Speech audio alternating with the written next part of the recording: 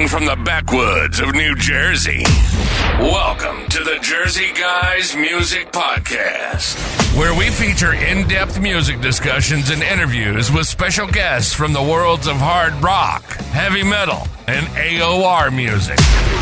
So settle in and crank it up. Now, here are your hosts, the Jersey Guys themselves, Tom and Mark.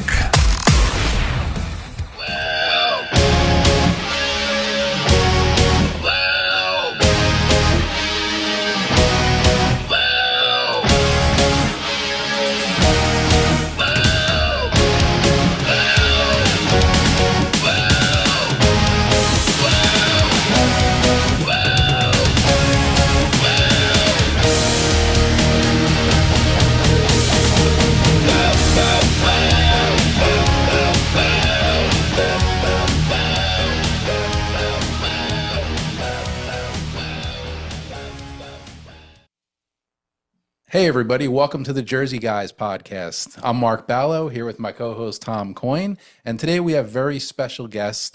You probably know him from the Riverdogs, amongst other things. We're going to talk about all that tonight. But welcome to the show, Rob Lamothe. How you doing, Rob? I'm very well, thanks. Nice to see you guys. Great, thank you. Appreciate your time tonight, that's for sure. I wanted to talk. We one of the things we do on our podcast here is, and Tom had said this to you before we started recording, but we kind of tend to get an artist or a musician on, and we like to kind of go over their whole career, you know, not maybe just what's going on currently or the big thing in their career. It's like we like to kind of cover everything. So in the spirit of that, I'm going to test your memory banks a little bit before we get into we're going to go way back to like 1980, 81. And I want to talk to you a little bit about, because I've always wanted to know about this, and hopefully others do too, but the band Mac Meta with Robin Crosby from Rat, of course. Yep. I'm guessing this was a San Diego, Southern California-based band. Can you talk a little bit about that? Because back in 2015, I think it was, and I'm guessing you're aware of this, there was a CD that came out. Do you know about that? Like with Mac Meta songs? Yeah. Oh, It's a bootleg. Yeah. It's okay. a bootleg Yeah. I don't know about that. But it kind of had big distribution through a lot of different. Okay. Yeah, I missed that. Yeah. Okay. All right. I It's wasn't out sure. there. But yeah, that's, and after I picked that up about 8-9 years ago, I was always curious, you know, and I really picked it up because of your involvement. But can you tell us a little bit about that band and that early part of your career? Yeah, so I've been so fortunate. I've just kind of, moved from one amazing music scene to another. And when I was in high school, Robin Crosby was like a rock star in our little town, right? A little town of La Jolla, California. And I remember he'd come play at high school dances, and he went to the same high school, but he'd play at our high school dances and like any like concerts, like rock shows, his band called Metropolis would be playing. And then the summer I graduated from high school, 1976, he was starting a new band, and he used to see me down at the beach, and I had long hair then, and always carrying an acoustic guitar. And my girlfriend at the time told him, "If you're looking for a singer, you got to try out my boyfriend. He's really great. He's the best singer in the world." And yeah, so he asked me to audition for his band, and we ended up starting a band called Phenomenon, and we did mostly UFO songs. And then at some point, maybe 10 months passed by, and then he got a chance to get some, he was getting like his college money that had been set aside for him, and his parents were going to give it to him so he could finance a rock band. So he kind of formed a new band and asked me to be the singer. And that is what became Mac Meta. And Mac Meta was actually kind of definitely absolutely not a criminal gang, but kind of a surf punk gang It's probably not even the right word, but just in our little town mostly. And it's In the kind of 60s, right? infamous. The late 60s? Yeah, yeah. It started probably in the late 60s. That makes sense. I haven't looked at it's called Macmeta Destruction Company. If depending Yes. how deep you've dug into the internet, Yeah. you'd find some of that stuff. But one of the guys in the club, I shouldn't have said gang, it was a club. He was our manager, and so he thought it'd be cool if we were called Macmeta, and we thought it was a great name, and it was kind of this infamous group of surfers. So we took that name on, and I don't know what you would have heard on any bootlegs or anything, but yeah, we did a little bit of recording. We did lots of gigs, great gigs. It was so much fun, and we ended up moving to LA, and we were up there for a year. This is from San Diego, La Jolla, and we got like 2 gigs in an entire year because we just didn't know how to get a gig. Turned out you had to just pay money, and then you could get a gig in LA, right? You can get any gig if you paid money. So, yeah, that's kind of where Macmeta comes from. Yeah, probably 80, 81. Yeah, right in there. Yeah, that's what I read when I did my little research on it. Right. Well, talk a little bit more about like after that kind of, because that didn't last too long because Robin, of course, went on to Rat in like 82, 83, I guess it would have been. Yep. Did you stay in that like LA Sunset Strip scene or what did you do? No, the band, like I said, we were so frustrated only getting 2 gigs, literally like a community college and I don't even know, like a restaurant gig or something. I don't remember what it was, but it was not what we were looking for. Let's just say that, right? And so I moved back to San Diego along with the other guitar player in the band. His name's Ronnie Jones, and he and I have worked together. We just played together 6 months ago or so. Oh, wow. And he's co-written a lot of stuff. He and I have co-written a lot of stuff over the years.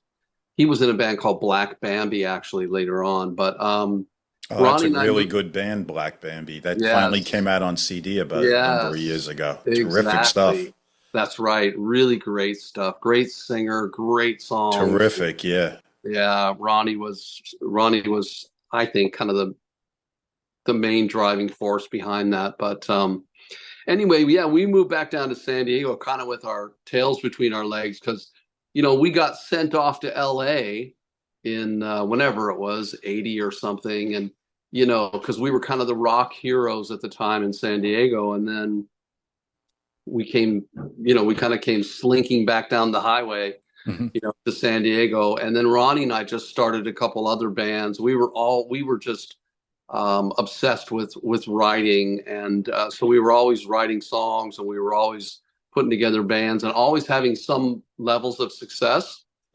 Getting record labels driving down from LA to come hear us in like little dank nightclubs and that sort of thing. And, eventually record labels were throwing money at us to do, to demo some songs with an engineer or a producer in LA. So we always had kind of encouragement to, keep going. And then, so that's kind of where that was. That was me going back down to San Diego with Ronnie. We had a band called Jones Band, which was his last name.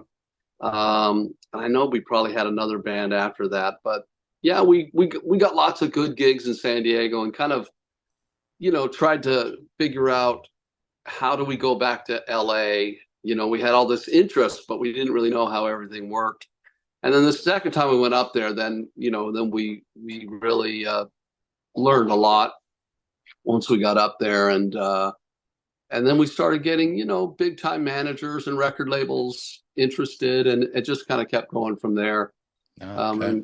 And a couple years down the road, I was working with amazing guitar player named Nick Brophy, and at some point we kind of paired up and started writing together, constantly writing, constantly learning how stuff works in LA, and eventually we got into the Riverdogs, and that was kind of a real launching point for me as far as being in that pro world. Yeah, sure. Well, that's one of the things, and I'm gonna go over, let Tom kind of pick up on this, because we're both, huge Riverdogs fans. A band that was a cult favorite in the melodic rock or melodic hard rock world there. That debut album from 1990, Epic Records. Tom, what do you have you want to talk about that? Well, I guess the first question I would ask you is how you got involved with Vivian Campbell. Yeah, that's a good question. Well, you know what? What happened was Ronnie and I were up in LA. Nick Brophy was playing with us. We called it Aircraft, which was one of our bands from San Diego. So this was on like our second time in LA. We were, like I said, getting lots of interest. All kinds of good stuff was happening. And then that all kind of blew up at some point, for internal band sort of reasons. And so then Nick and I moved down to Orange County, and we did what Ronnie and I had been doing all those years before. We just kept writing and writing and writing. And at one point we got a call from the drummer from Aircraft, and he said, I'm in this band called Riverdogs. Vivian Campbell's producing our demos. We're going to start doing that in a couple months, and we want to fire our singer, and we already fired our bass player, and they want to know if I'd be interested in singing. I said, well, I'd be interested in coming up and meeting the band and meeting their management, and meeting Vivian, of course. I thought, well, that's pretty amazing. Yeah. And I said, I'd only be interested in joining the band if Nick could join with me on bass. And they had a guitar player at the time. And so, yeah, I went up, met the band. They were kind of playing like kind of arena rock. Met Viv, thought he was, just such a super nice guy, super talented guy. And I thought, yeah, this is good. And they put us on a salary. And so Nick and I moved up to LA. So that was my third time going to LA. And pretty quickly, as we were doing these demos, I started showing Viv some of my song ideas and some of Nick and my song ideas. And they weren't like arena rock, but he was really interested in the songs. He was like, oh, this is a great direction for a band. We could see he was getting excited. And, we'd be doing pre-production for the recordings. We were recording at Steve Vai's house in his studio in the Hollywood Hills. And it was all really cool. And Viv, he'd pick up a guitar and he'd, play along while we were, jamming on these songs, figuring out arrangements to record them for these demos. And then he started singing some harmonies. And we were just becoming better friends. We go for these walks in the Hollywood Hills. And at one point, a couple months in, he was heading off to Salt Lake City to go. I think they were getting ready. Yeah, they were writing songs for the next Whitesnake album after, I think, Slip of the Tongue or Still of the Night or whatever huge, giant mega hits they were having. And he called me the night before he went to Salt Lake City, and he said, I want to go and make this record with Whitesnake, but I want to talk to you tonight about joining your band. And I was just like, we had management, but we didn't have a record deal. We didn't have an entertainment lawyer, which was everything back in those days. And we were just guys. We weren't seasoned pros. We were kind of seasoned amateurs, I would say. And he wanted to join our band. So, yeah, I said, man, we talked about it. Of course, that was an amazing idea. And yeah, that's how it happened. And then a couple, 10 days later or something, maybe even less, he called and he said, I'm leaving Whitesnake. I'm leaving. I'm coming back. Let's get a record deal. So the Riverdogs was a project that existed actually before you were even part of it. Yeah, exactly. It was a band that came from St. Louis to Hollywood to make it big. And a young guitar player, it was his band. And we ended up getting Viv in the band and then firing the guy whose band it was, really. So just basically poaching the name. Yeah, we just sort of inherited the name. I mean, it was like a hostile takeover, but right. Yeah, I cringe a little bit now when I say that because, like, I mean, you know, Los Angeles in the second half of the 80s, first half of the 90s, it was so cutthroat, the competition, because there was so much money getting thrown around.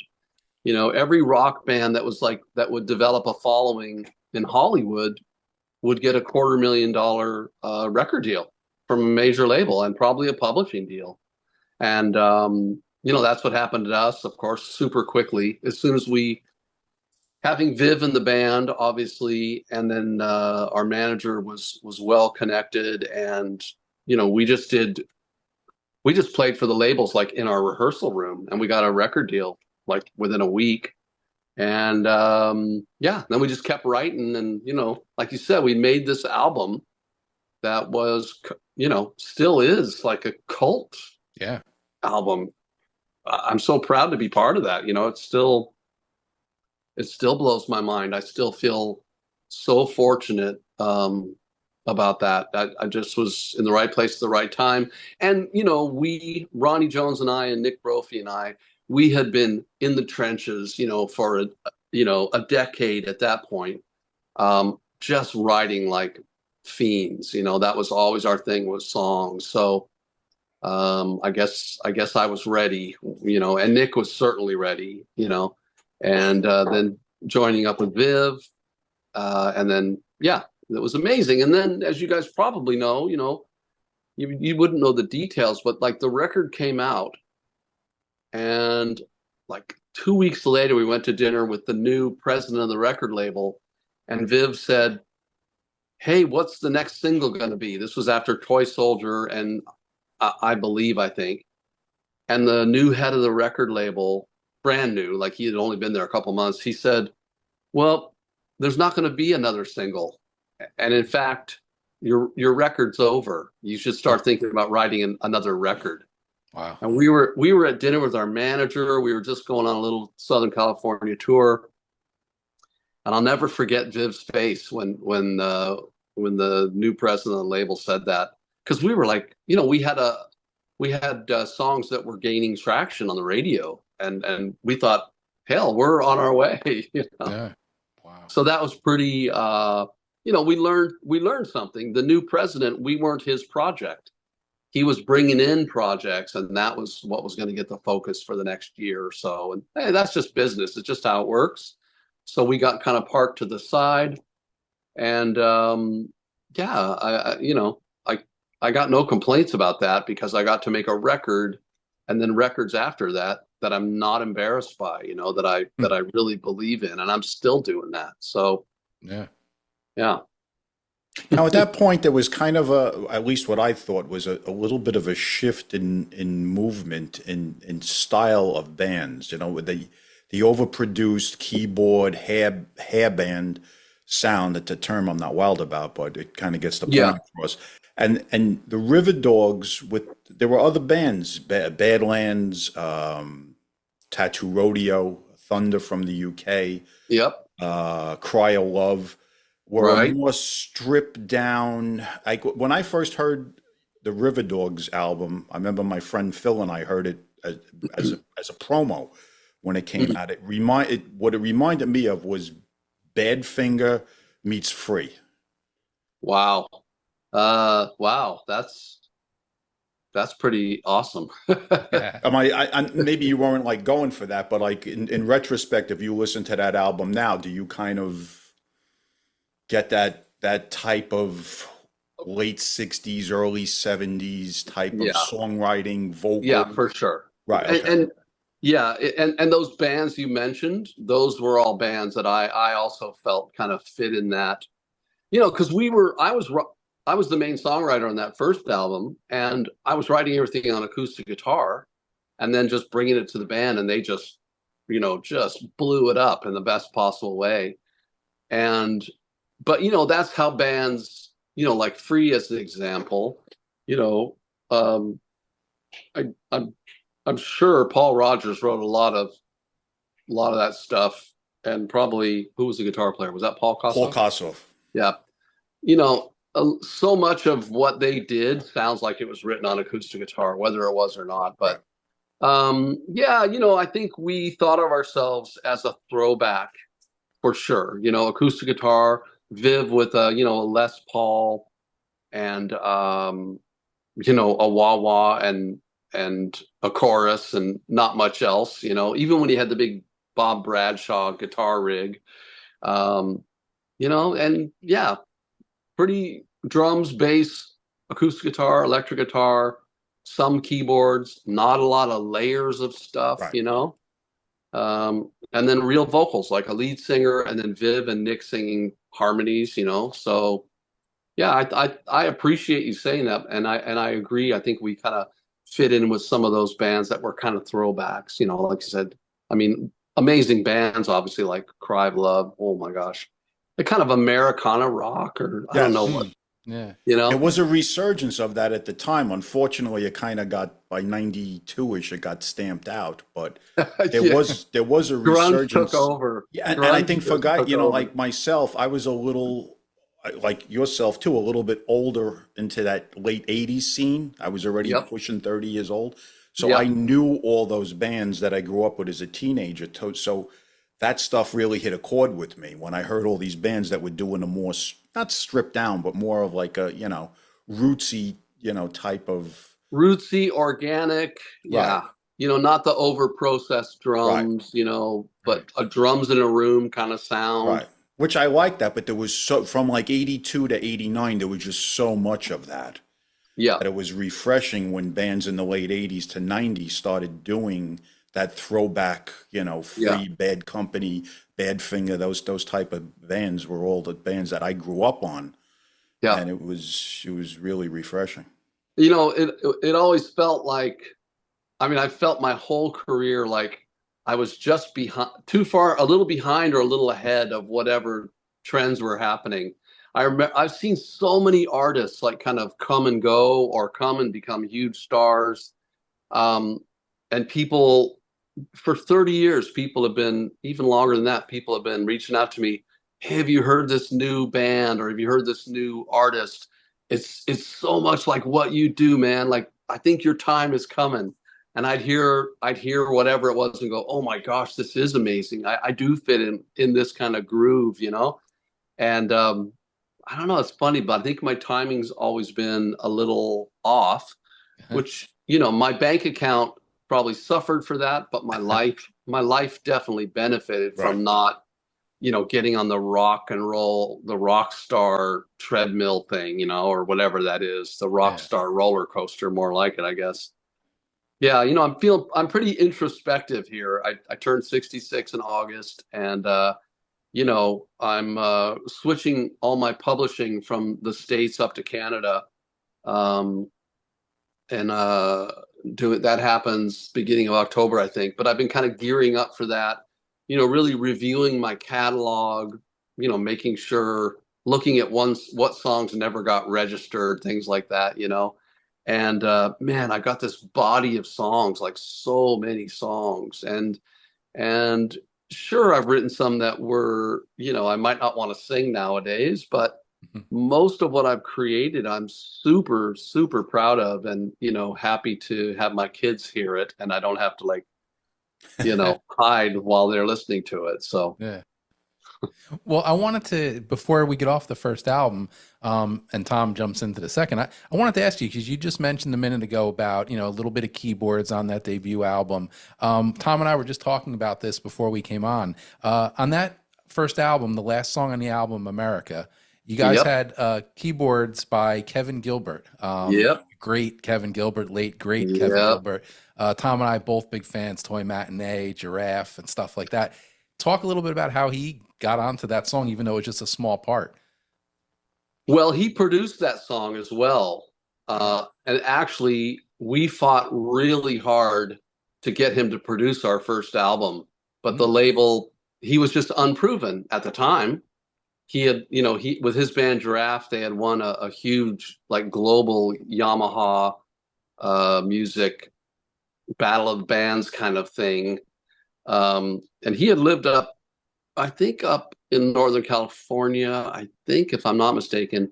and he had moved down to LA, and our manager was helping him get to know people, and he introduced Kevin to Riverdogs, and Kevin and I really hit it off, and he really thought I was a rock star. He wanted to be a rock star. He loved rock stars. And so is that true? Because he did a lot of un-rock star type of music. yeah, well, he was a musical genius. He was a musical genius. I remember once we were in the studio. I think we were actually at Capitol Records making the first Riverdogs record. Yeah, we were. And he came by to see us, came by to visit us in the studio, and he was playing a synthesizer in the studio just for fun. We were kind of just jamming and talking in between working. And he wasn't playing on other songs. It was just the band on the other songs. And besides America. And I said something. He and I were talking about Emerson, Lake and Palmer, and talking about Brain Salad Surgery, which was one of his and one of my very favorite records. Me too. Yeah, and he starts playing Tarkus number 9, and it's like so complicated. It's like an unbelievable song. He goes, "Oh no!" He goes, "That's the wrong key," and he transposes it to another key instantly and plays this insane piece in another key. Like, he was a musical genius. He could have done any kind of music and he would have killed at it. He was so amazing. Wow. And he loved us. He loved the band. We recorded a bunch of stuff at his house. When he, so, and then we, and then he met, Pat Leonard, who, the two of them did Giraffe together, or no, Troy Matinee. Yeah, and we were recording actually at Pat's studio, now that I think of it. Maybe that's where we recorded this America. I think it is. I think we recorded America there at Pat's studio. But yeah, just a full-on musical genius, that guy. But he did love the idea of being a rock star. I can say that. Yeah, I was a huge fan. The Giraffe stuff is Yeah. phenomenal. Yeah, and that Toy Matinee album is so incredible. The production on that album, right? Yeah. The production on that album was massive. Yeah, just crazy and beautiful. Yeah, and then, he was all over that Tuesday Night Music Club, the Sheryl Crow debut album. Right. And, he played drums, he played bass, he played guitars, he played keyboards, sang, just truly a musical genius. Yeah. Two big fans here. Yeah. So I'm going to take you to the second album. And how did you guys get involved with Dream Circle Records, which is a label we were kind of familiar with back in the day? Yeah, that was Dream Circle. So when Vivian stuck with us with Riverdogs for about a year, almost a year, well, maybe 4 months after the new label president said the first album was over. And he stuck with us as long as he could. And he had told us before he joined the band, I can play for about a year with you guys if we're not making any money. Like, if we're not making any money, I can do that for about a year, and then I have to stop. Because, he had a big house in the Hollywood Hills, and he had a lifestyle. Yeah, he'd already been in Dio and Whitesnake and all of that, right? So, he's obviously world class. He wasn't gonna be able to do it. So the record label told us, which was Epic Associated, they said, you guys should change your name. You're Damaged Goods. We were like, you're the ones that damaged us. Yeah. But we had some new managers at the time, Brian Brinkerhoff and David Kremen. And when Epic was dragging their feet, they hung on to us for quite a while before they let us go. We said, okay, you're not going to push this first record, let us go. Just let us go, right? Because we were already writing new songs, of course. We never stopped. And we didn't want to change the name. At that point, we felt like even without Viv, we are the Riverdogs. You know, Nick and I, we felt we wanted to keep the name. So Nick switched to guitar, you know, and our managers had this conversation with Oli Bergfleth from Hamburg, from Dream Circle Records, and said, hey, you know, they somehow worked it out that we were going to get a budget to make a live album, absolutely live, and to also make a record at my home, in my home studio, which was called Bone. And we were like over the moon. You know, we went from Epic Associated, you know, and Epic and Columbia were owned by Sony. So much money, you know, just, it was so crazy to be on that label. And it was a lot of fun. But then now we're on a one-man record label out of Hamburg, Germany, and we were super happy because we got to record. And yeah, what are you calling the second album? I don't remember. Bone, yeah. Bone. Okay. So yeah, we did that in my guest house at my house in Simi Valley, which is like in Ventura County, about an hour from Hollywood, right? My first house I bought, and we had a little guest house. We turned it into a studio, and we just recorded. And we got a Nick, you know, was learning how to record, and he did a great job. And yeah, we just had fun, and we were like, hey, we're not on a major label. We're just going to do whatever we want to do. And which is what we did on the first album too. And yeah, we made Bone, and then it came out, and then we got to go to Europe. We started going to Europe. That was 92. And I've never stopped going. Yeah. I've always looked at it as like the little brother of the debut album. You know, it's Interesting. yeah. Yeah, I don't have any objectivity when it comes to that. So I appreciate you just saying that as a, you know, as a set of ears that wasn't in the band, to say that, like the little brother. That's kind of cool. And it was a much, you know, we made the first Riverdogs album for $245,000, and we went over budget.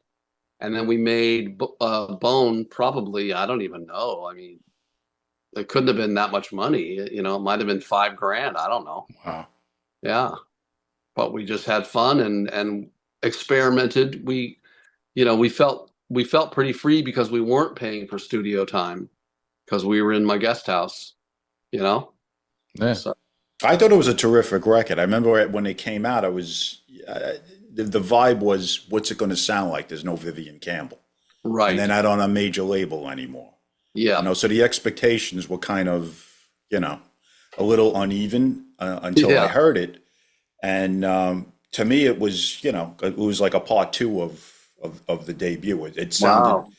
I didn't even get the vibe where, well, you know, there's no Vivian Campbell. Like it just kind of, songs were strong enough to just, you know, album number two was, yeah, spot on. That's amazing. I really appreciate you sharing that with me, because yeah, you know, it was we thought, we were so single-minded, you know, Nick and I, we always just thought we're just going to keep going no matter what at this point. Once we got that first record deal, because that was everyone's dream, you know, 100,000 musicians came to Hollywood every year, probably, to try and make it, you know, and probably, you know, hundreds of bands moved themselves from wherever in Oklahoma or Florida or whatever, and they moved to Hollywood.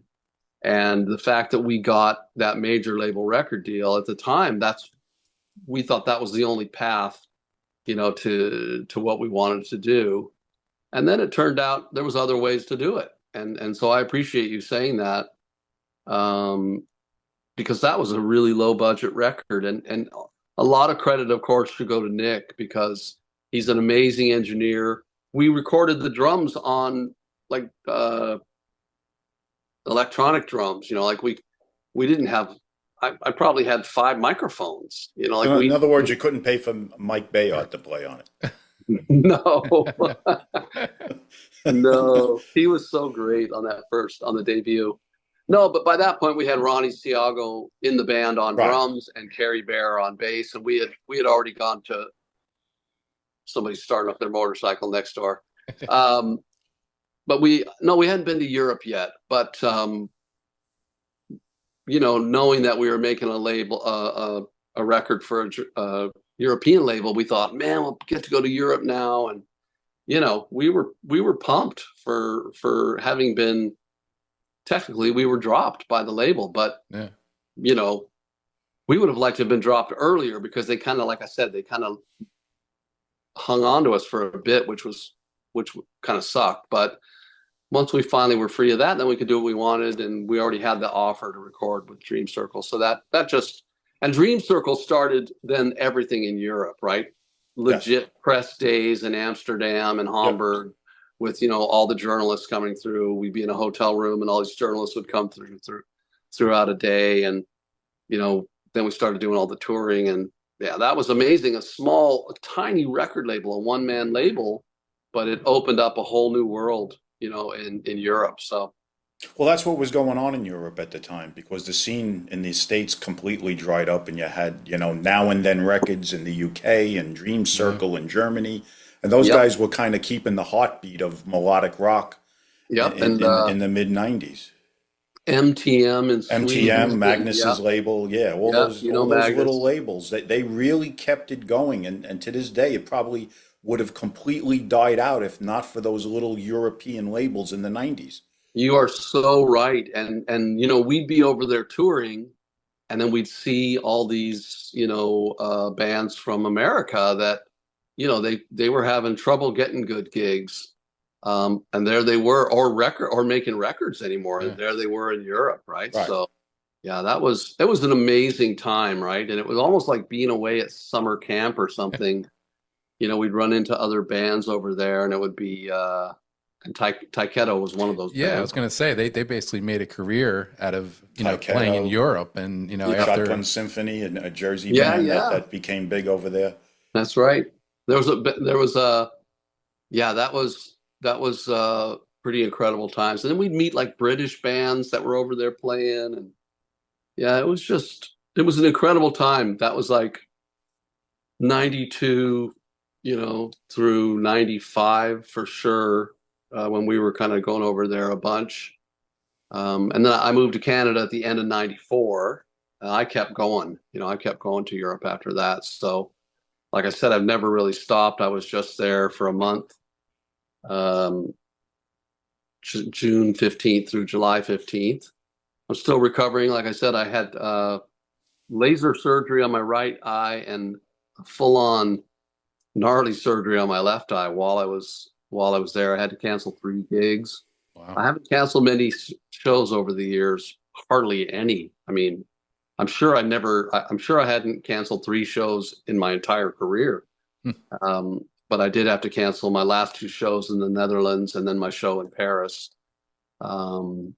So yeah, that was, but I'm still, I don't know how many times I've been to Europe to play. It's a different appreciation of art, and a different appreciation of music, and rock and roll for sure.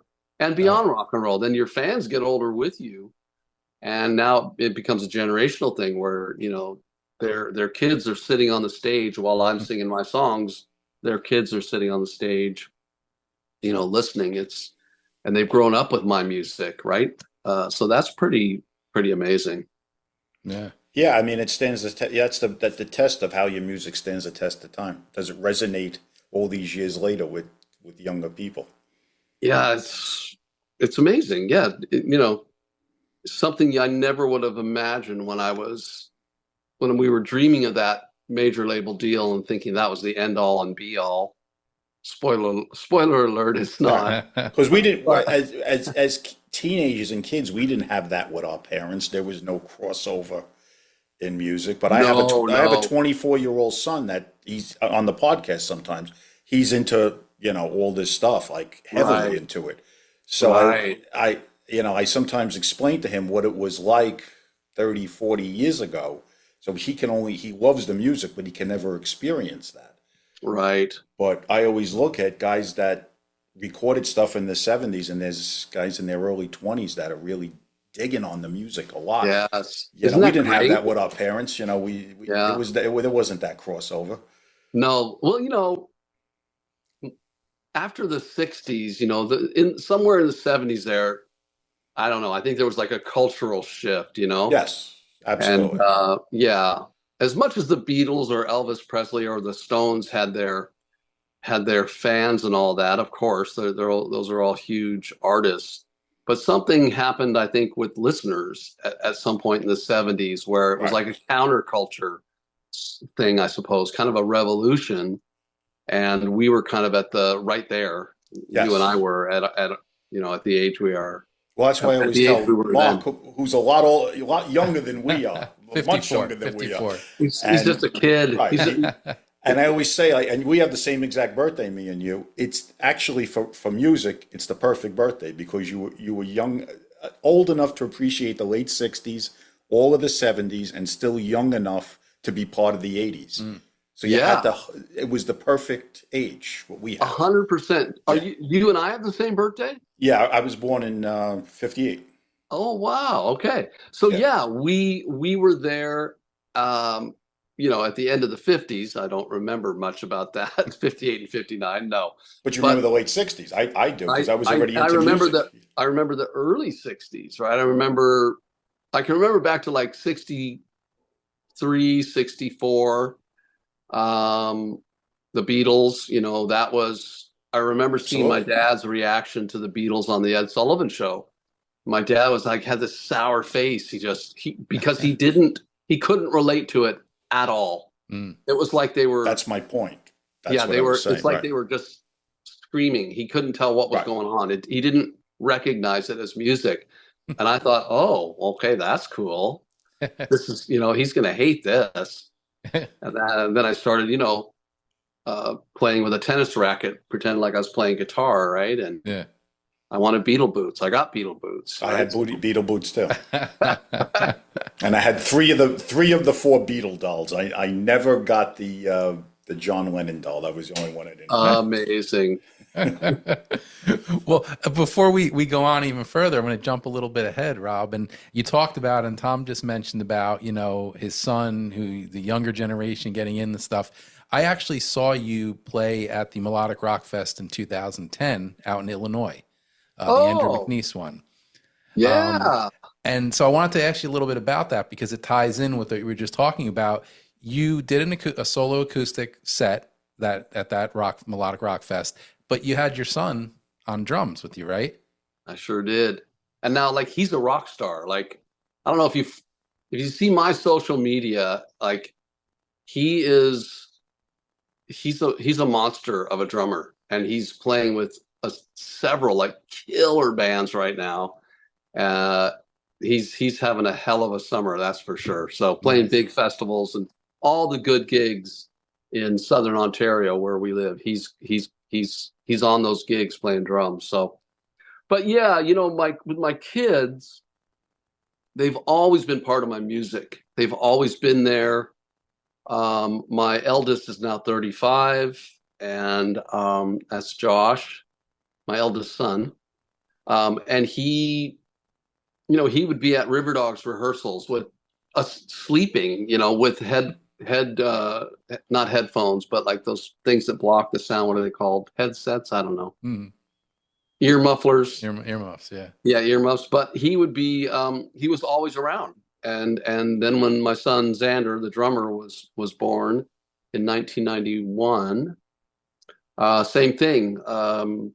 He was at rehearsals, he was at gigs, moved to Canada in 94. So then they were a little older, 3, 4 years old, 7, 8 years old. And then I just took them with me wherever I started playing festivals here, and always took the kids. And when my daughter was born, my younger daughter, same thing. So they've really been exposed to it. They just grew up in music. And it's inevitable probably that I'm actually just now doing some rough mixes from a gig that I did in London on July 12th. And my daughter came and sang with me at the gig. My younger Nice. daughter, who's just turned 28. So I was just mixing a song that she sang lead on, and I played guitar and sang harmonies Wow. from the concert in a little church in London. Oh, my friend, Paul Rudland was at that show. Oh, what's his name? Paul Rudland. Okay. He said he was talking to you because I told him we were going to have you on the show, and he said he lives in the UK. He owns AOR Boulevard Records, and that makes sense because it was a lot of industry people there. Yeah. Okay. Cool. Yeah. Wow. He was just telling me that the other day. That's amazing. Yeah. I don't remember that last name, but I met a bunch of people that night and had great conversations with people. So that was pretty cool. But yeah, it just goes on, right? It's just the music is just my life has been based around music, and my children's lives are based around music and love, so works pretty well, I think. Cool. So since we jumped ahead to that time period, there's so many things to go over. I wanted to just stick with, for now, the Riverdogs.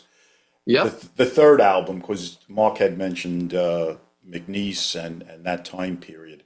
How did that come about? Because Vivian Campbell's now back in the fold. A lot of years have passed. How did that particular album come about? So you're talking about World Gone Mad? Right. Correct. Yeah. So that was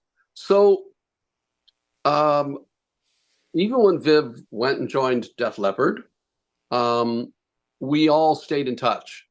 So Viv and Nick and Mark Danzeisen, who came in on drums, kind of in between albums. But the four of us, we got together at least once a year. We'd get together in LA.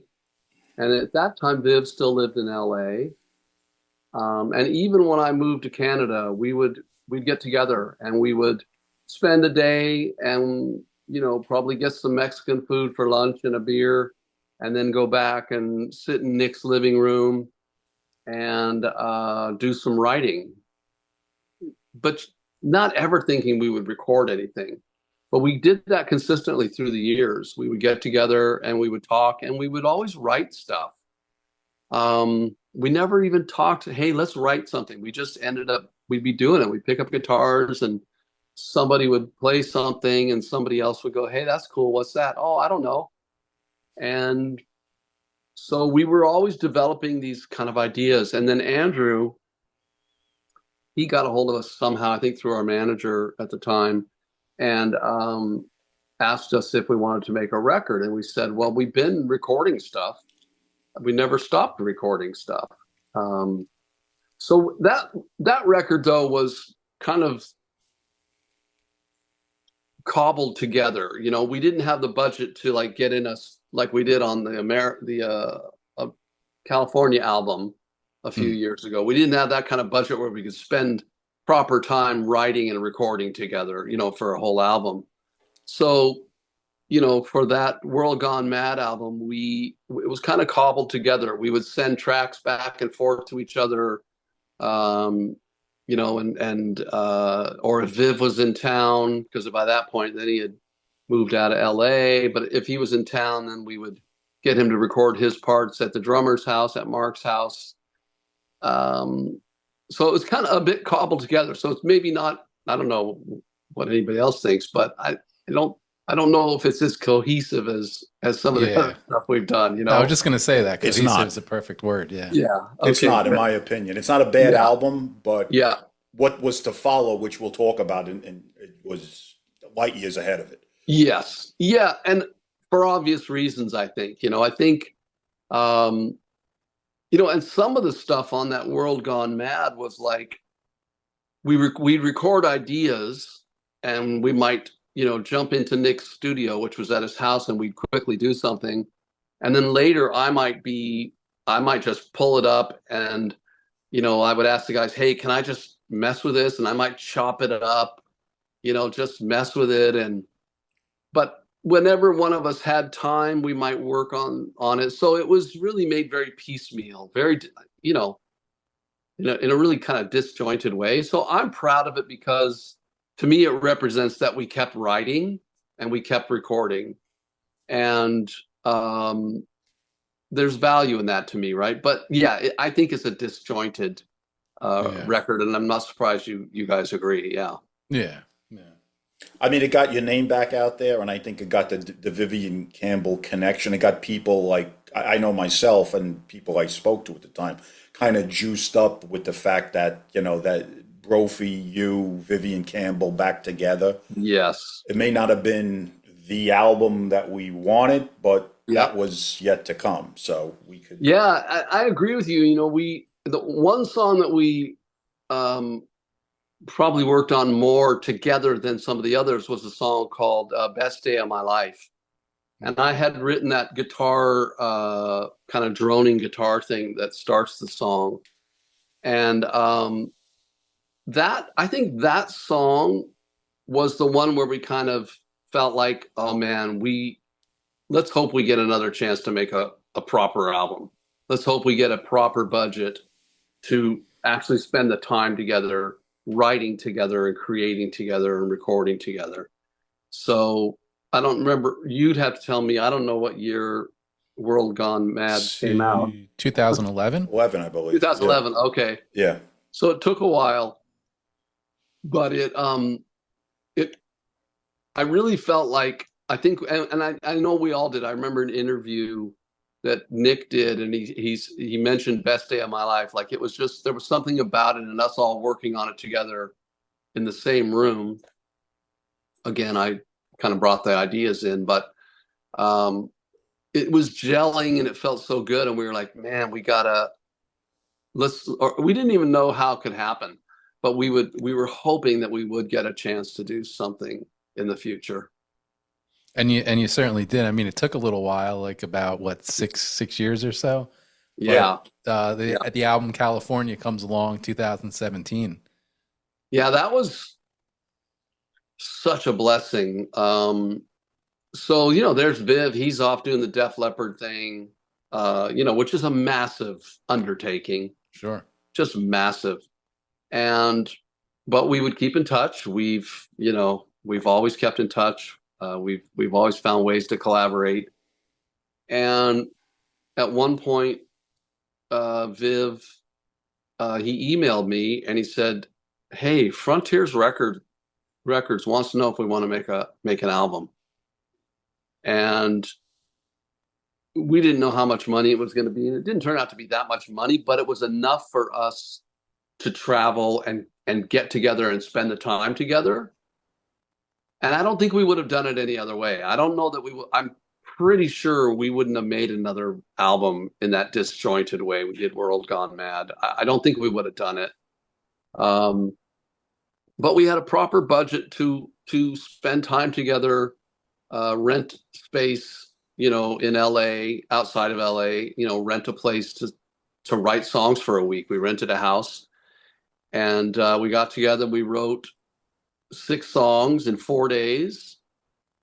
I brought in the first 2 songs that ended up being on the album. I brought in American Dream and The Revolution Starts Tonight, which I had started writing with my son Xander.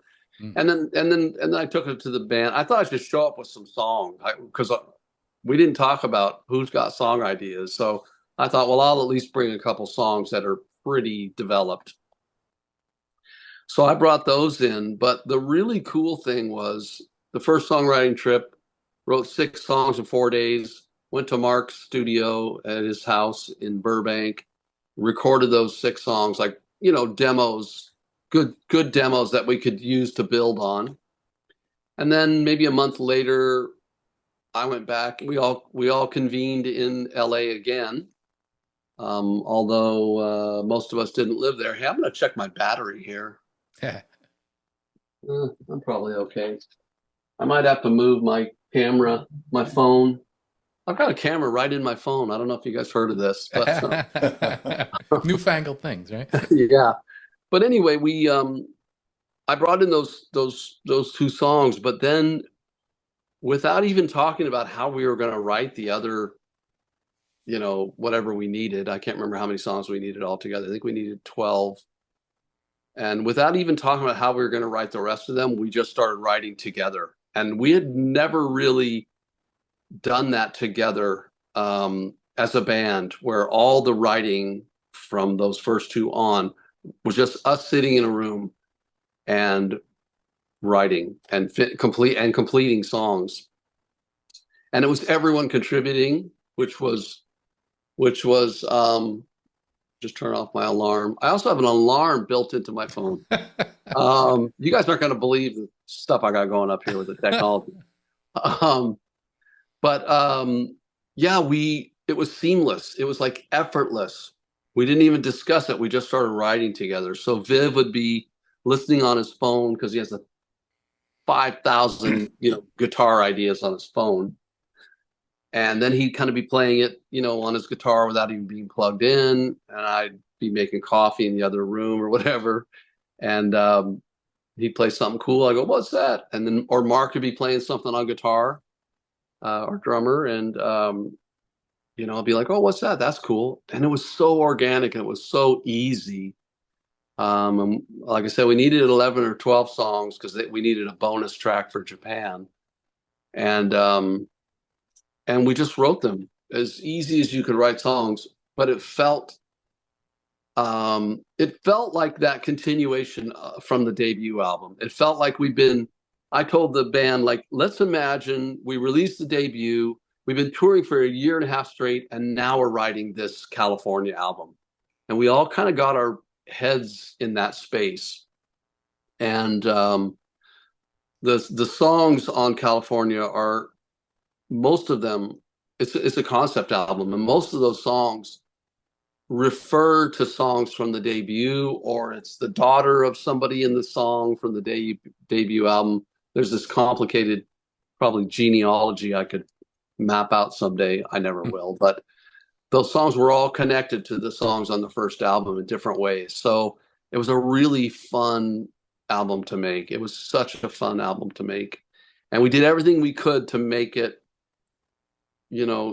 sound like it's been a year and a half since the debut, and here we are making an album, including using the same gear from back in those days and all of it. We were a little bit crazy about it, but we were all so happy then to make another record, that we felt so proud of.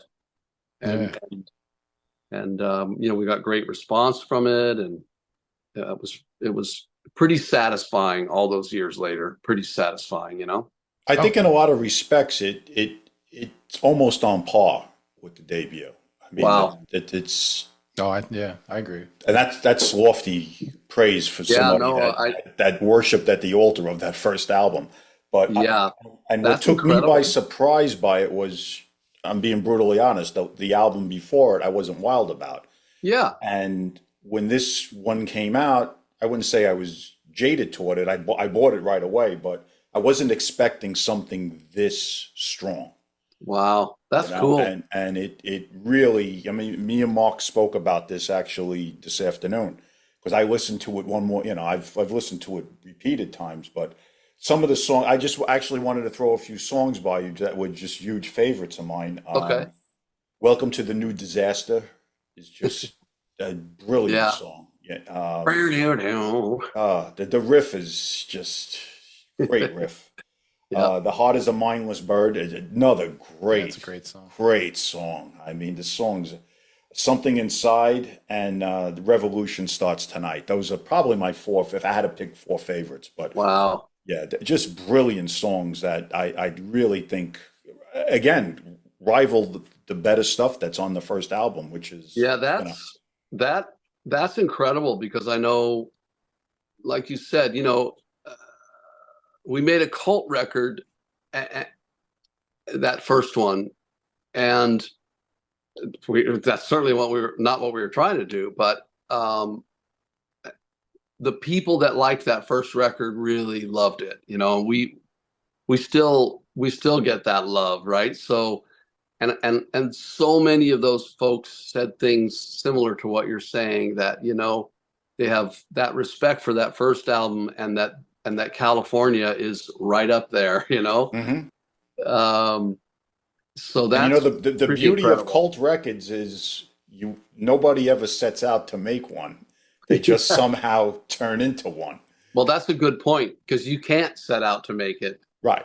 because it's the people that make it a cult album. Exactly right. It's the That was people going to that be my follow up on. You never yeah, know how it's going to be received. So yeah, it's one of those things. yeah. And you have to be a cult band or make a cult album, you have to not sell a bunch of copies, I That's think. exactly right. No, because it loses some of the flavor. It really Yeah, does. Like exactly. it's once it becomes too big, then it's like everybody knows it, and it's not as cool as it used to be. So it has to Everybody's hearing it every right. It day, has to everywhere. Yeah. have a degree of anonymity to it over the Yeah. years that makes it even cooler as the decades go by. I don't know how great I would feel if we made that first record and um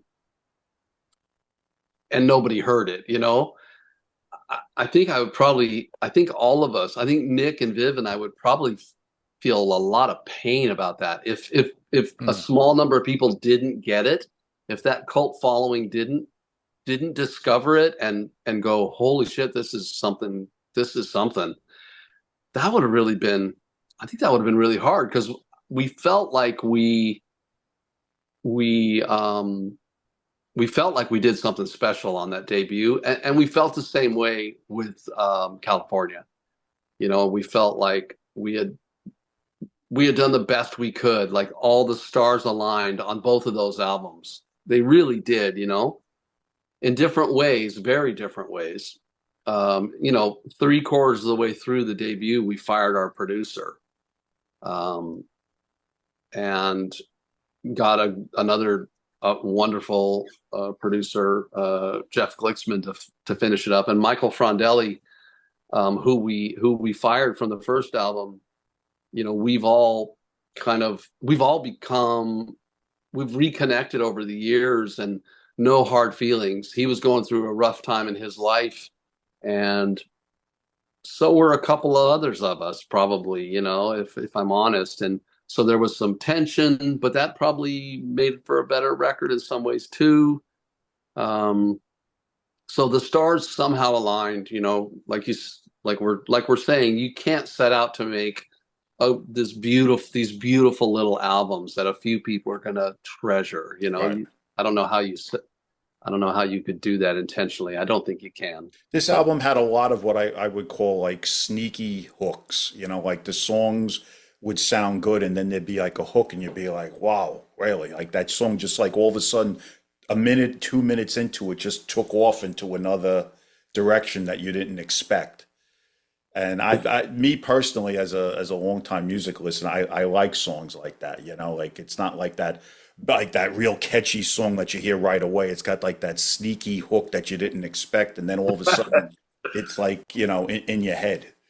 Well, we work really hard on that kind of stuff, on those weird little things, and when, not bringing it in too early. All of those little details that's the kind of stuff that you know, my wife could tell you hilarious stories of how I sweat over details. And certainly Nick Brophy is right there on that, Oh, I bet. as is Viv. Um, yeah, and Mark, like the Mark Anzais, the drummer, like we were all on our A game on that California album, and the stars aligned. It's so funny because it's hard to make a killer album, and you know, I've I feel like I've gotten to do it a couple times, and that's something. And it's kind of hilarious that they're obscure. Those are like obscure albums. And we work so hard on something that might just end up another cult record or um another obscure album. It's kind of Have you funny. ever thought about, in regards back to the first album, have you ever thought about if that record would have come out at a different time? Had it come out in the early 80s, had it come out in 88, do you think it would have done better? Do you think the 1990 time slot was already, a lot of people say things were already starting to tip out of favor for melodic musicians. Yeah. Did you guys ever Yeah. give that? If we would have did this 2 years earlier, 5 years earlier. Oh, for sure. And of course, a lot of people, uh, in the industry had told us that over the years as well, right? Including people at Epic Records. Um, there was, and a lot of people at Epic were huge fans of that album, and they did, they would never have wanted to just drop it, which is what happened again with the new president that came in. So they were right there with us, and they thought we had done something really special. But as we were getting closer to releasing the album, you started getting, two things. I remember the president of the label who signed us, who got they put a president above him. I don't know how that happens, but anyway, that happened later. But I remember him saying, "You guys are going to sell millions of records." And I remember saying to him, I'd love to sell, like if we sold a quarter of a million, I'd be so happy. Like if we could sell 200,000 records and then kind of build from there. But nobody was really talking about building back then. Everything they were trying to get stuff coming out of the gates as a blockbuster because there was just huge albums. And at the same time, we were right at that crossroads of that, the blockbuster rock albums, and also like Temple of the Dog, that album. Right. That was like a $18,000 record. Mm-hmm. Right. So it was like we were right at the crossroads of grunge coming into a world of people making $250,000 records. Right. We spent way more on food, I'm sure, than 18 grand on that first album, because we were getting like really good food delivered every night to the studio, So it was just that timing was probably not favorable for record sales for our album. That timing was probably not ideal. Yeah. Well, let's jump ahead because that was 2017. Okay. Let's go up to last year. Brand new project you had out. You mentioned it before we came on the air. Cross Country Driver. Yep. You got your son in the band, right? Yeah. Oh, yeah. I'm gonna just have to move my phone around. Sure. Sorry, yeah. I got to plug in my camera phone. Okay, we don't want to lose you. Yeah. Now, am I too dark or is this okay? No, that's fine. It's okay? Okay. Yeah. I probably look better in a little bit of darkness. Maybe you can't see. My one eye is just like a little wonky. Yeah, so Cross Country Driver, that was kind of one of my pandemic projects. That was a big one. But yeah, a guy a guitar player in Boston, the city, not the band, just reached out to me as we were kind of heading towards the pandemic there. Just before the pandemic, he said, "Hey, I've got some guitar ideas. I'd love for you to sing on some stuff, and I just thought I'd reach out to you." And I'll be honest, I normally don't even listen to stuff like that. Like, I always figure if it's just some guy in his house with a microphone and a guitar and an amp, I'm not always skeptical, but I think, why are you reaching out to someone you don't know to sing on your songs, kind of a thing. What have you been doing? Why don't you know some great singers? That kind of used to be my attitude about it. I've softened a little. I'm getting softer. I'm getting a little more patient and a little more open-minded as I get older, fortunately. But something about the timing and plus I always was so busy. I always had other stuff on the go. That Riverdogs record, California, came out in 2017. And then I was working with an amazing songwriter, ended up co-producing his album, playing guitar in his band for 8 years. His name's Logan Stotts. He's incredible. So I always had stuff on the go. So, but we started talking about influences, this guy, James Harper. And we talked about Allman Brothers, we talked about Archangels, and we talked about Badlands. And of course, then we also talked about Cry of Love, we also talked about Free. But that was kind of because of our conversations, then I said, you know what? Yeah, I'll check out your song ideas. And it was mostly, I think it was him on acoustic guitar. Mostly like just one acoustic guitar, kind of playing some riffs and stuff. And I thought, oh, there's some cool stuff here. And I really liked what he did. And I kind of said to him at the time, the way he played acoustic guitar was the way I'd like to be able to play acoustic guitar, And so I said to him, hey, could I edit your stuff? Can I, if I hear something where I think this is the chorus, but you think it's a verse, can I just make it into the chorus and chop it up in Pro Tools and rearrange your song ideas and see what happens? And he was like, yeah, that sounds great. So he was super open-minded, and that was a really good thing for me, because he was a stranger to me. I didn't know the guy. And we weren't intending to make a record, absolutely not. But I liked what he was sending me, and then I would chop it up and mess it up, and I'd send it back to him, and he would be saying, I love what you're doing with these song ideas. So at some point, my favorite way to write is with a drummer, with my son, Alexander, to be in a room and write with him, like facing him. I've got a microphone, my guitar's plugged in, and I'm facing him, and he's driving the bus because he's really good at that. And so then I added drums on one of the songs, and then it was like, oh, holy shit, this sounds amazing. And then James, laid down his, some electric guitar on the song, and then here's another electric guitar part. Started layering some stuff, and then I think originally I was probably going to play the bass. I don't even remember now, but we were like, by now we were starting to get into the pandemic, and then we were like, who should, if we could get a bass player, who would we get? And then one of the first ones was Greg Chason from Badlands. And then it just started, I don't even know. I don't know if we ever said we're making a record, but we just kept going.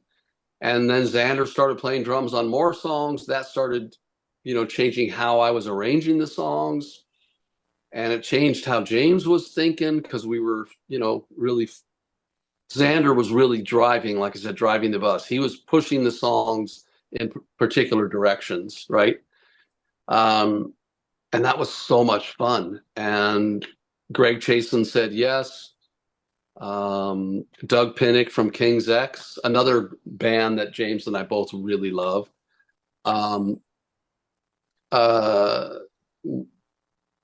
We got a hold of him, and he said yes. We got a hold of Mike Mangini to see if he'd play on a song or two, and he said yes. Everyone said yes. And now we're in the pandemic, so people were probably looking for things to do. Right.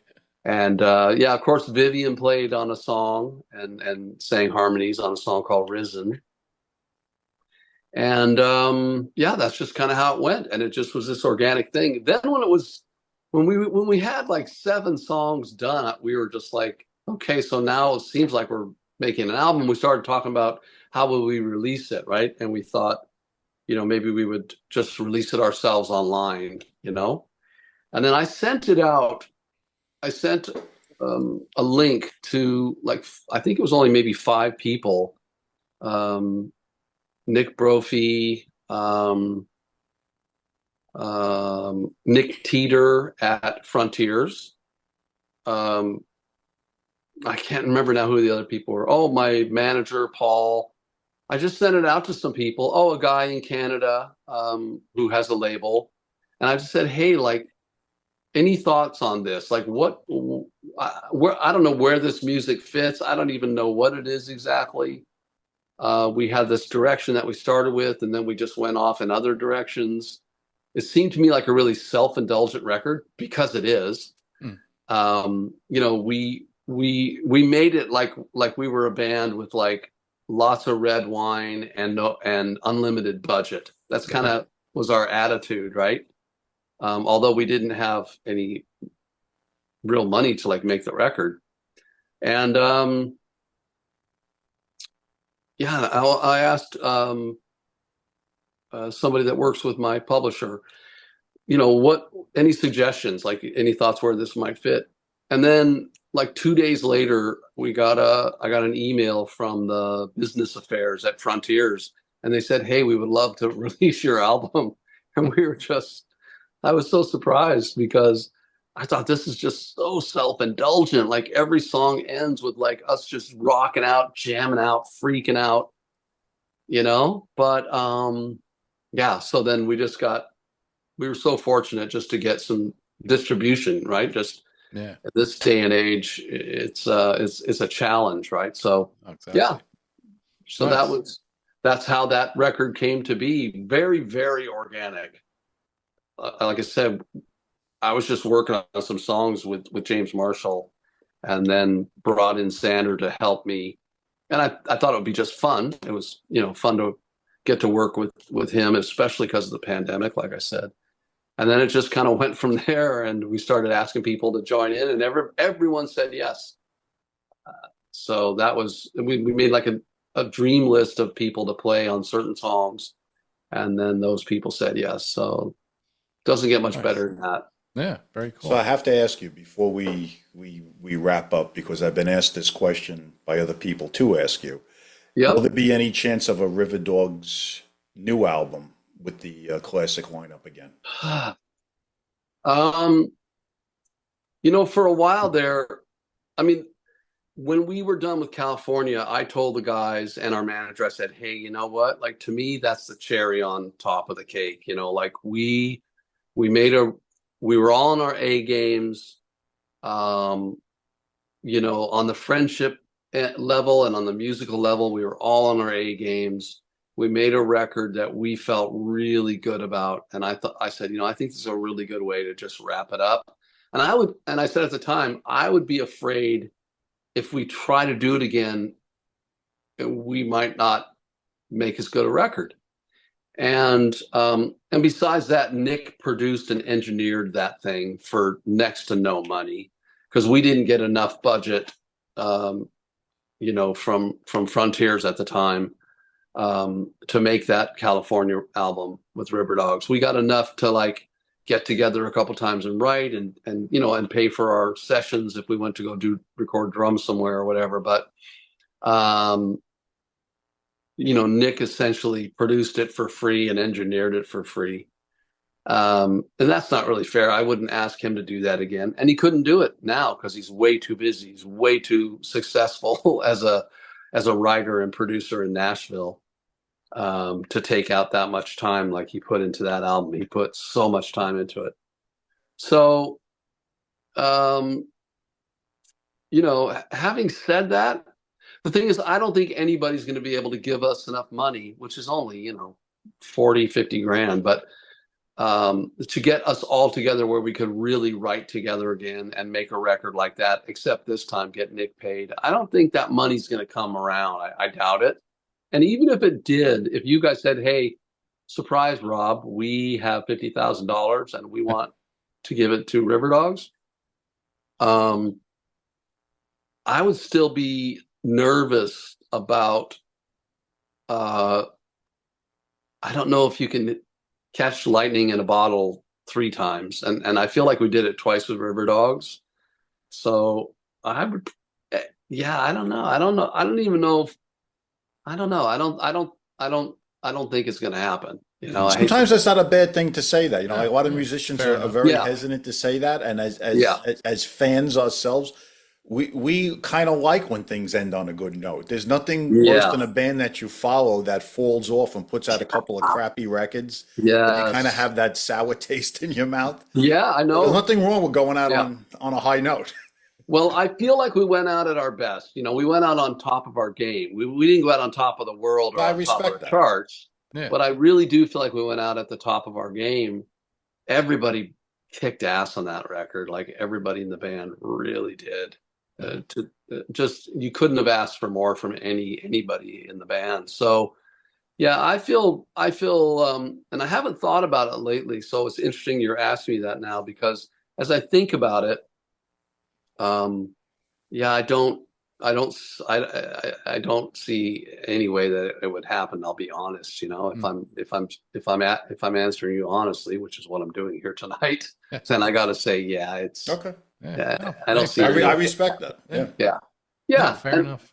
and it is sad when a band that you love goes too long. You know, it's like, That's oh my my point. goodness, And yeah, we've seen an awful lot of that over the last decade or so. It's still going yeah. on without naming any names.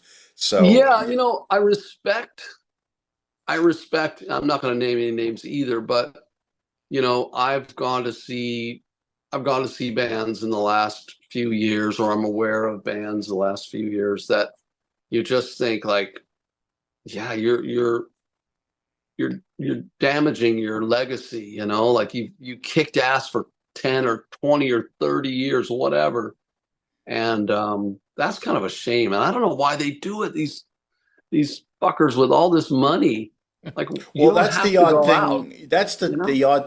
There are certain bands that we both followed for decades that I kind of might suspect there could be money issues with, but there's a lot of Right. bands that are out there that there's not money issues with, Exactly. and they're still putting themselves out there at the Yeah. detriment of the legacy. And Yeah. you damage the legacy enough, actually start to sour people in Yeah. unison as fans. And that's happened to Yeah. me with quite a few bands that you actually forget the 3 or 4 great records they did 30 years ago. And you Yeah. just constantly see this vision and these sounds in your ears, and you're just like, why? Like And you're it's cringing. Yeah. yeah. Well, I did this tour in uh, just a couple months ago. Yeah, June 15th through July 15th. And you know, my voice was as good as it's ever been. And as I cough, as I clear my throat. No, but it felt you never know as a singer, right? Because it's our bodies change and our voices change quite often. And I felt so fortunate to be able to go out and really sing for people, you know, and really be at the top of my games still, and as good as I've There's ever a few been. guys out there. I mean, I'm going to go Yeah. see one in a couple of weeks. Glenn Hughes is. Oh, I mean, Mhm. I've what? seen Glenn so many times over the last 10 years just because he's that good that you have to. How I don't even understand Right. how someone can sing like that. I mean, how old is he? He's got to be. 72. That's Yeah, insane. I know. That's insane. Yeah. Well, I'm kind of at that point where I feel like I really don't see myself doing much touring, you know, in the future. You know, I'm not feeling that because you know, at the level that I'm at, you know, I'm not taking getting first class flights and you know, getting 3 nights in a hotel in Amsterdam to like recover from jet lag Hmm. and then go out and do some shows after that. You know, it's a little bit more like, man, you got to maximize your time at the level that I'm working at, right? So I don't know. I'd rather even just for myself as a solo singer, I'm going to do some festivals next year here in Canada next summer, but I can't really see like going out and touring. I don't want to tour when my voice isn't killer, you know, as killer as I can be. And I sang as well as I've ever sang on this tour, and I'm really proud of that, you know, for small audiences, but small, loyal, crazy audiences. people that came to 6 or 7 shows, you know. I would hate to give them anything less than my best, you know. So yeah. All right. Yeah, This has been a great conversation, guys. This it was a conversation to me, and I really appreciate it. Thank you so much. No, thank you. Well, Rob, one of the things we always do, and Tom and I were talking about this before we let you go, we haven't really done this before with anybody, but when we have an interview, we have somebody come on, after it's over at the end of the program, or YouTube version or the streaming version, we usually do a little like a song of theirs to fade out the episode. So cool. I want to ask you, and I don't want to put you on the spot here, but do you have a particular song, Riverdogs, whatever, that you would like us to play, at the end of this interview to fade out it? Well, you know what? I would say, how about The Heart is a Mindless Bird? I like it. That's a great song. Yeah. Okay. Yeah. Very good. Thank you for giving me that opportunity. See, if it was left up to me, I was going to say Baby Blue, but we wanted you to do it. So. It's funny because I was looking around. I have guitars all around me, but I was looking around to see. Can I sing like the beginning of Baby Blue? Sure. Of course, I don't know how it'll sound on the phone, but I got my little nylon string. I'll sing it quietly, or else it might. I don't know if it'll crap out on the phone or not.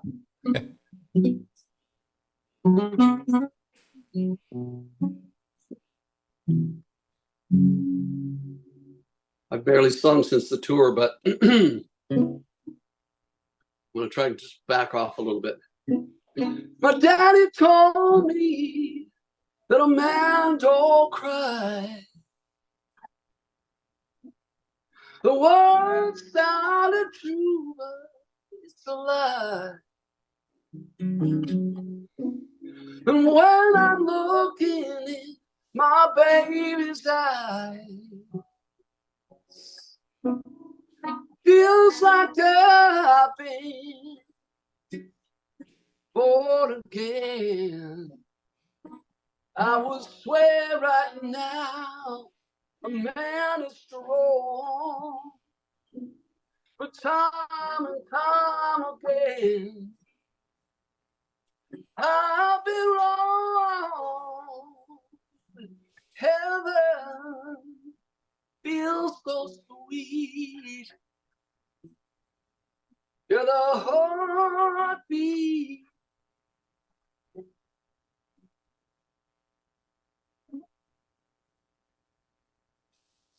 Nice. You weren't kidding. You still sound as good as you did 1990. Very good. I literally I've barely sung since I got back from the tour. Just been busy with other things, but I'm busy recovering. I also got COVID on my way home, I guess, or got it in London. So I came back like recovering from eye surgery with COVID, and COVID kicked my ass. I've never had it before. So, yeah. Wow. So yeah, I just thought I'd. That's much appreciated. Yeah. Sing for you dudes. I appreciate the conversation. I really do. And thank you. No, you were a pleasure, really. It was one of our most, I would say myself, I think Mark would agree with me, one of my favorite podcasts we've done. For sure. Amazing. I appreciate it so much, guys. I really do. And thank you for listening. And it was a pleasure. I'll come do this another time. I would love to do it again someday. And yeah, you guys do a great job. You really do. Yeah. Thank you. Appreciate that. I'll be in touch with you. I'll let you know a day or two before it goes up, so you could be, you'll see it as soon as it's up on all the platforms. Thanks so much, guys. Thanks, Tom. Okay, and thanks, Mark. I really appreciate it, Rob. Take care, Rob. Okay, we'll talk. Right. We'll talk soon. Thank you. All right. Bye.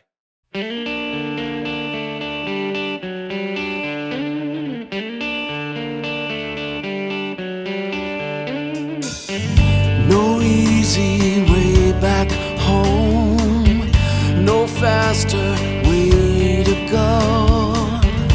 You only lose your way, yeah.